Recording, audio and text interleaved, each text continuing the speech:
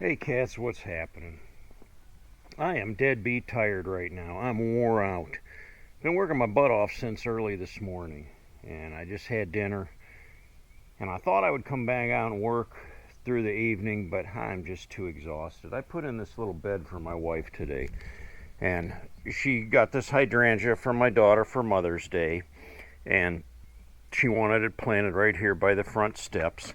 So I had to pull all this lily of the valley and vinca ivy out of this whole area, clean it all out. I tilled everything up with my cordless tiller, and then I put a fabric down and then covered it all with mulch, so we shouldn't get any more of the ivy or the lily of the valley coming up through there. And she's pretty tickled with it. But before I could do any of that, there was a great big boulder sitting right where the flower is. I had to move it down here by the barn. We had a little rhododendron bush right here and it died this year, and so I put the rock right here in its place, and I like it. It looks good there. But anyway, speaking about being wore out, feeling old and tired, my bones are aching. That was part of my question for the day. At what point in life do you decide that you're too old to ride anymore? Now I'm reminded of a story that I recently went to a biker event. And there was a guy that showed up there that I had ridden with for many years. Now this was an old school event. There was a lot of old school bikers there. There was also a couple of clubs there, even some 1%.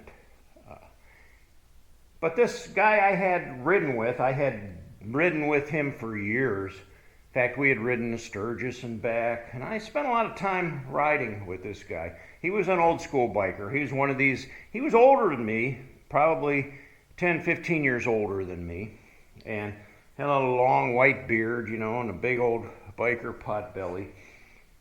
And he was a funny guy, but I would say that he and I really didn't get along real well, but we had some good laughs together, and we managed to get along regardless. I'm sure you've got those friends that you're cordial with, but you wouldn't want to invite them over for dinner, if you know what I mean. But anyway, I hadn't seen him for probably more than 15 years. Never heard anything about him, didn't know where he was or what happened to him. But I'm at this biker event, and I see this bike coming in, and I look, and it's him. And he's on his Ultra. And he comes wheeling into the parking lot, and then he almost drops his bike. I mean, he's staggering to hold this thing up. And here, he looks elderly, he looks aged, he looks feeble, and it's all he can do to hold this bike up, and he's staggering with it.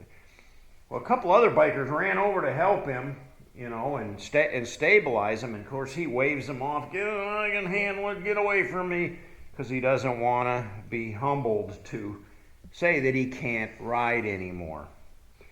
Now, truth be known, he probably hasn't been riding, but he wanted to show up to this event to show everybody that he could still ride. Almost ended up in a disaster. I mean, if he would have dropped his bike in the parking lot or something, he could have seriously injured himself. He could have broke his hip, broke a leg, an arm or something. And old people don't heal that well. Now, as for me, I'm 66 years old. 4 more years, I'll be 70. Not looking forward to that. I don't really always feel like I'm 66. But today I do. My muscles ache.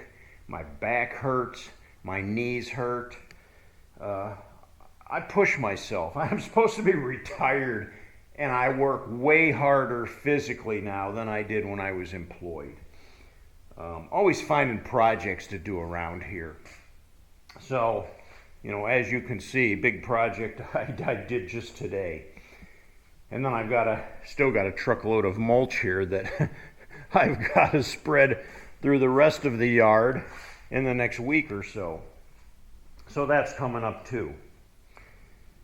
Anyway, I can still ride. I think I'm pretty agile on the bike. I can handle it very comfortably. I can still ride it like I always have. I have a lot of confidence that when I ride, I feel safe when I ride. To me, it's not a dangerous thing. I think the other traffic on the road is a danger to me more than the bike itself is. I don't worry about, just losing control and crashing because I feel like I'm in total control on the bike. What I worry about is the other drivers. Now, as I get older, though, I have to take into effect that, number one, my eyesight. I have what they call macular degeneration in my left eye. It means my eye's going bad and there's nothing they can do about it. So everything that I look at has a little bit of a blur to it. It's actually almost like a double vision, like overlapped between the two eyes. Now, it's a norm for me because I see this every day, so I don't think anything's wrong. When I look, at pictures or whatever, I see them like you do. They're just maybe a little more blurry to me, but that's my norm. That's what I'm used to.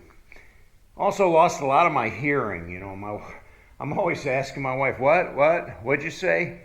She gets a little exasperated with me having to repeat herself all the time. But I have a constant ringing in my ears. They call it tinnitus.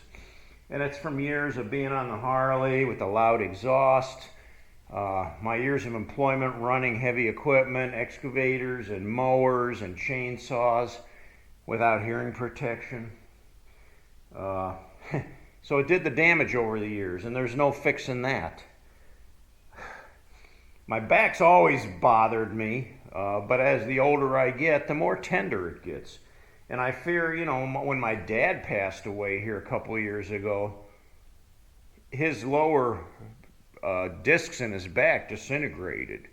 And he was in so much pain, he could hardly walk. He was pretty much confined to a chair where he was in pain all the time. And that's ultimately what was the death of him, because he could no longer be active. His back was so bad, and I just pray that that's not going to be my fate. My knees all bother me as well too. My knees get really painful sometimes. Every once in a while, my knee will just go out, and it hurts so bad just to even walk on it. But I've got that to deal with too. So if I were to sit on the bike for 8 hours, I'd be lucky to get off the thing, because my knees would just lock up, and trying to climb off of this thing after riding on it all day would hurt. So I'm a little leery about taking long rides anymore. Like, I'm not sure that you'll see me riding all the way to Sturgis again. I'm not saying I can't do it. Of course I could do it. It would just be extremely painful. It would be like trying to do the ultimate marathon for me. I've done it many times in the past, though, and it's at this point in my life, it's like, okay, Mark, been there, done that, Do you really need to do it again? No, I really don't, and I'm content. I'm happy still to be able to ride. But at what point do I decide that I shouldn't ride anymore, or that I can't ride anymore? Now, you've heard all them guys say, I'm going to ride until you pry my cold dead hands off them handlebars. Well, how's that going to work, I mean, yeah, if you die in a crash on your motorcycle, that could happen. But in most cases, you're going to do just like I said. You're going to get elderly, and you're going to be unable to ride. And no matter how bad you want to ride, you just, your knees will go bad or something where you can't even walk anymore, and you're not going to be able to climb on and off your bike.